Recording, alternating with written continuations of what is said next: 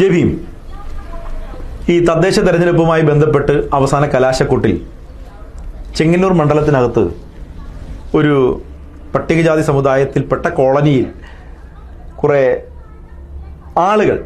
കുറച്ചാളുകൾ അങ്ങ് ഉറഞ്ഞു തുള്ളുകയാണ്, പാട്ടിട്ട് ഉറഞ്ഞു തുള്ളുകയാണ്. അതിലൊരു സ്ത്രീ അങ്ങ് ഉറഞ്ഞു തുള്ളി ബോധക്ഷയം വരികയാണ്. എൻ്റെ സമുദായത്തിൽ നിന്നുള്ളതാണെന്നാണ് ഞാൻ വിലയിരുത്തുന്നത്. എൻ്റെ അന്വേഷണത്തിൽ എനിക്ക് ബോധ്യപ്പെട്ടത് ഞാനും കൂടി ഉൾപ്പെടുന്ന സമുദായത്തിൽ നിന്നുള്ള ആളാണ് എന്നാണ് ഞങ്ങൾക്ക് ബോധ്യപ്പെടുന്നത്.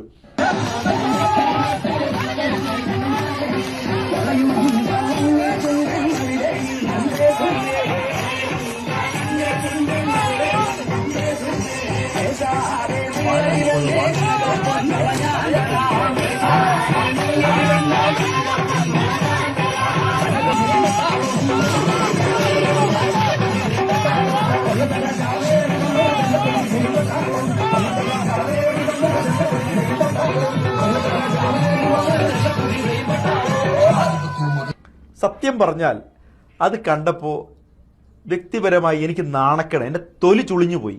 എനിക്ക് നാണക്കേടാണ് തോന്നിയത്. 1957 മുതൽ ഇതേ ചുവപ്പ് കൊടിക്ക് വോട്ട് ചെയ്ത് 2025 പോലും സാമൂഹ്യ പുരോഗതിയിൽ മുന്നോക്കമാകാൻ പറ്റാതെ പോയ ഒരു സമുദായം.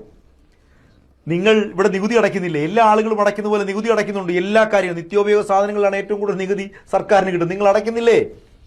പക്ഷേ നിങ്ങൾ എന്നിട്ടും ഇപ്പോഴും രാഷ്ട്രീയ അടിമത്തം സ്വീകരിച്ചു പോകും. നിങ്ങളുടെ സർക്കാർ ഇരിക്കുമ്പോൾ നിങ്ങളുടെ ഈ തുള്ളിയ ചേച്ചി, ഞാൻ ഉൾപ്പെടെ സമുദായത്തിലെ കാര്യമാണ് പറയുന്നത്, ഈ തുള്ളിയ ചേച്ചിമാർ, ഈ ബോധക്ഷയം വന്ന ആ മണ്ടിയായ ചേച്ചിമാർ, ഈ ചേച്ചിമാർക്കൊക്കെ എന്ത് പ്രാതിനിധ്യമാണ് ഇതുവരെ നിങ്ങൾ ജയിപ്പിച്ചു വിട്ട പാർട്ടി നിങ്ങൾക്ക് രാഷ്ട്രീയ പ്രാതിനിധ്യം എന്താണ് തന്നിരിക്കുന്നത്?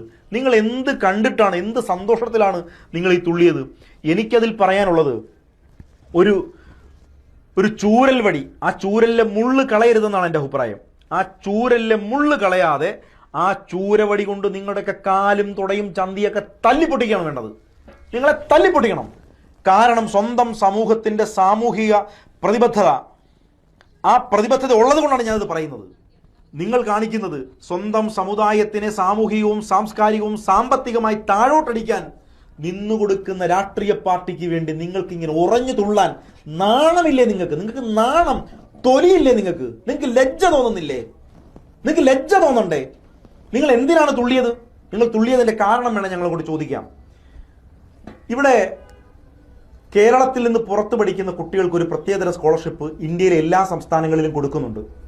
ഗവൺമെന്റ് ഓഫ് ഇന്ത്യ സ്കോളർഷിപ്പ് എന്നാണ് അതിന്റെ പേര്. മറ്റു സംസ്ഥാനങ്ങളിൽ ആ സ്കോളർഷിപ്പ് ഒരു കുട്ടിക്ക് 1 ലക്ഷം രൂപയും അതിന് മുകളിൽ ആയിട്ടും ഓരോ വർഷവും ഒരു SC/ST കുട്ടിക്ക് ലഭിക്കുന്നുണ്ട്. കേരളത്തിൽ ഇന്ന് നിങ്ങൾ തുള്ളി ആ ചുവപ്പ് ചീലയുണ്ടല്ലോ, ചീല, ആ കൊടിക്ക് നിങ്ങൾ തുള്ളി കൊടുക്കുമ്പോൾ ആ കൊടി പിടിക്കുന്ന സർക്കാർ, CPM, ആ സർക്കാർ ഈ ഗവൺമെന്റ് ഓഫ് ഇന്ത്യ സ്കോളർഷിപ്പ് നിർത്തലാക്കി. നിങ്ങൾ അറിഞ്ഞോ? നിങ്ങൾ ഈ കിടന്ന് ഉറഞ്ഞു തുള്ളുമ്പോൾ നിങ്ങൾ ഇത് അറിഞ്ഞോ? അത് നിർത്തലാക്കി. 2020 മുതൽ അത് നിർത്തലാക്കി. ഇനി നിങ്ങൾ 21 മുതൽ നിർത്തലാക്കി. ഇനി നിങ്ങൾ നോക്കണം, ഈ കുട്ടികൾക്ക് ഈ ഗ്രാൻഡ് കിട്ടുന്നതുമായി ബന്ധപ്പെട്ട് ഇത്രയും കോലാഹലങ്ങൾ ഉണ്ടായിട്ടും ഇവരാ ഈ ഗ്രാൻഡ് നിങ്ങളുടെ കുട്ടികൾക്ക് ഇവർ കൊടുത്തിട്ടുണ്ടോ? നിങ്ങൾ ഉറഞ്ഞു തുള്ളിയല്ലോ, കൊടുത്തിട്ടുണ്ടോ? കൊടുത്തിട്ടില്ല. ഇനി കേരളത്തിൽ നിന്നും വിദേശ വിദ്യാഭ്യാസത്തിന് പോകുന്ന കുട്ടികളുടെ 1000-ലധികം അപേക്ഷകൾ ഇവർ സ്വീകരിച്ചു.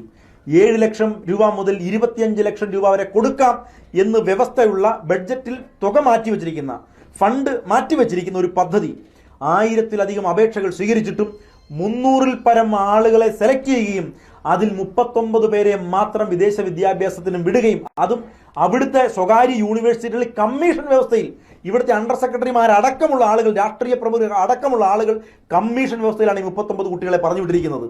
ഇത് മനസ്സിലാക്കിയിട്ടാണോ നിങ്ങൾ ഈ കടം തുള്ളിയത്? ഞങ്ങൾക്ക് നാണക്കേടുണ്ട്. നിങ്ങൾ ഈ തുള്ളിയപ്പോൾ ഞങ്ങൾക്ക് നാണക്കേടുണ്ട്. കേരളത്തിലെ സിവിൽ സർവീസ് പരിശീലന കേന്ദ്രം അടച്ചുപൂട്ടി. പട്ടികജാതി ഫണ്ട് ഉപയോഗിച്ച് പ്രവർത്തിക്കുന്ന സിവിൽ സർവീസ് പരിശീലന കേന്ദ്രം അടച്ചുപൂട്ടി. നിങ്ങൾ ഇത് അറിഞ്ഞിട്ടാണോ തുള്ളിയത്? ആണോ? ഇനി കേരളത്തിലെ പട്ടികജാതി വിദ്യാർത്ഥികൾക്ക് ഈ സിവിൽ സർവീസ് പരിശീലന കേന്ദ്രത്തിൽ ഇപ്പോൾ സൗജന്യ PSC കോച്ചിങ് നടക്കുന്നുണ്ട്. അവിടെ ഫണ്ട് കൊടുക്കുന്നില്ല പൂർണ്ണമായിട്ടും. നിങ്ങൾ ഇത് അറിഞ്ഞിട്ടാണോ ഈ തുള്ളിയത്? അതുപോലെ പുറത്തുള്ള സ്വകാര്യ സിവിൽ സർവീസ് പരിശീലന കേന്ദ്രങ്ങളിൽ പഠിക്കുന്ന കുട്ടികൾക്ക് പട്ടികജാതി വികസന ഫണ്ടിൽ നിന്നും അവർക്ക് അവരുടെ ഫീസും പഠിക്കുന്നതിന് ആവശ്യമായ ഫീസ് 1, 2 അവരുടെ ഹോസ്റ്റൽ ഫീസ് ഇത് കൊടുക്കുവാൻ ഇപ്പോൾ 4 മാസമായി കൊടുക്കുന്നില്ല. നിങ്ങൾ അറിഞ്ഞിട്ടാണോ ഈ തുള്ളിയത്? കേരളത്തിൽ നിങ്ങൾ പറയാം അതിദാരിദ്ര്യ നിർമ്മാർജ്ജനം കൊണ്ടുവന്നു. കേരളത്തിൽ അതിദാരിദ്ര്യ നിർമ്മാർജ്ജനം കൊണ്ടുവന്നപ്പോൾ പട്ടികജാതി വികസന വകുപ്പ് വഴി നടത്തേണ്ടുന്ന ഫണ്ട് അതിൻ്റെ 60% തരേണ്ടത് കേന്ദ്ര സർക്കാരാണ്. ഇവർ അതിദാരിദ്ര്യമുക്ത സംസ്ഥാനം എന്നും പറഞ്ഞുകൊണ്ട് പ്രഖ്യാപിച്ച് ഇവിടുന്ന് റിപ്പോർട്ട് കേന്ദ്ര സർക്കാരിന് കൊടുത്തതിന് ശേഷം ഇനി നിങ്ങൾക്ക് ഈ ഫണ്ട് കിട്ടാൻ പോകുന്നില്ല എന്ന് നിങ്ങൾ അറിഞ്ഞോ? ഇനി നിങ്ങൾക്ക് ഇത് കിട്ടില്ല. നിങ്ങൾ കിട്ടാതെ വരുമ്പോൾ കേരളത്തിൽ സംഭവിക്കുന്നത്, കേരളത്തിൽ 86 MRSകളുണ്ട്, മോഡൽ റെസിഡൻഷ്യൽ സ്കൂള്, പട്ടികജാതി വികസന വകുപ്പിന് കീഴിലുള്ള സ്കൂള്. ആ സ്കൂളുകളുടെ പ്രവർത്തനമില്ലാതാകും.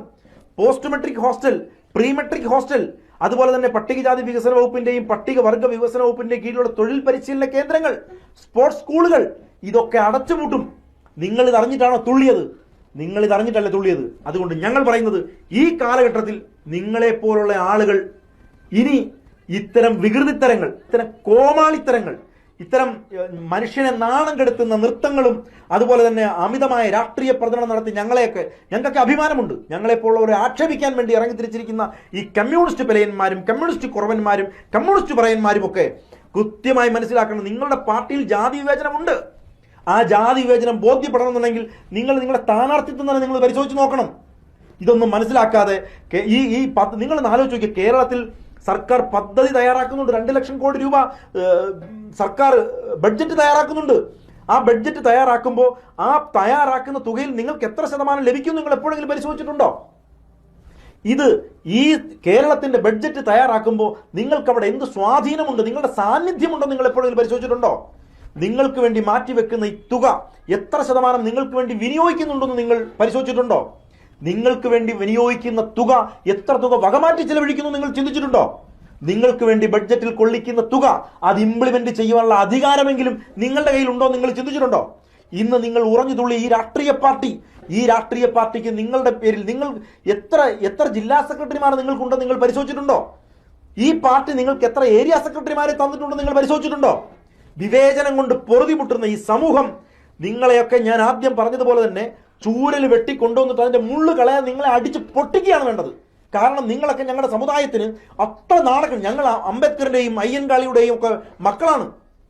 അംബേദ്കറും അയ്യൻകാളിയും പൊയ്കയിൽ കുമാരദേവനും പാമ്പാടി ജോൺ ജോസഫും ഒക്കെ കണ്ട സാമൂഹ്യ പരിഷ്കർത്താക്കളുടെ ശ്രേണി പിന്തുടരേണ്ടതിന് പകരം നിങ്ങളൊക്കെ ഞങ്ങളെ നാണം കെടുത്താൻ വേണ്ടി, സമൂഹത്തിൽ നാണം കെടുത്താൻ വേണ്ടി ഇറങ്ങിയിരിക്കുന്ന ആളുകളാണ്. അതുകൊണ്ട് നിങ്ങളെയൊക്കെ അടിച്ച് പൊട്ടിക്കുകയാണ് വേണ്ടത്, ചൂരവടിക്ക് അടിച്ച് പൊട്ടിക്കുകയാണ് വേണ്ടത്.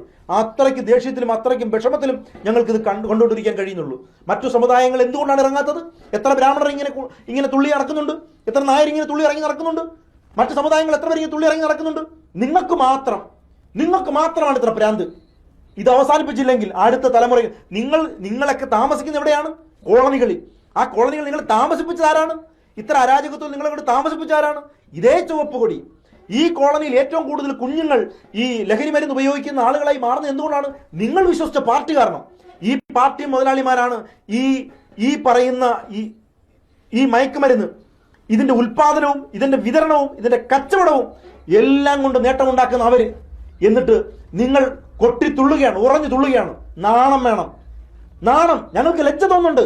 ഇത് കാണുമ്പോൾ ഞങ്ങൾക്ക് ലജ്ജ തോന്നുന്നുണ്ട്. അതുകൊണ്ട് നിങ്ങൾ വീണ്ടും ഇതൊന്ന് കണ്ടു നോക്കണം, സ്വയം ഒന്ന് തിരുത്താനെങ്കിലും. ജയ് ഭീം.